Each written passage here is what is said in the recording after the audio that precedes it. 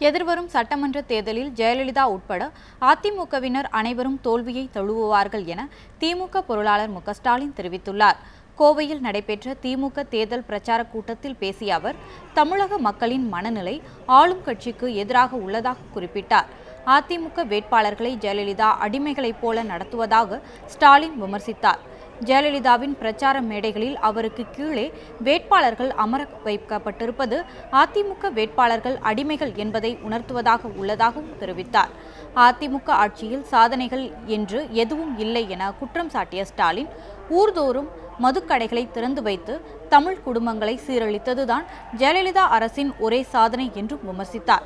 இந்த தேர்தலில் ஜெயலலிதா உட்பட அதிமுக வேட்பாளர்கள் அனைவரும் தோற்பது உறுதி என்றும் ஸ்டாலின் குறிப்பிட்டார்.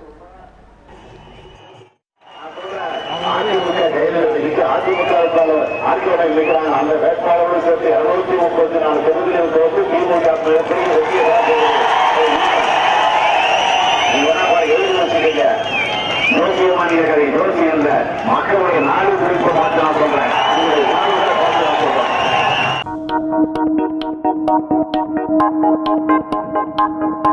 Thank you.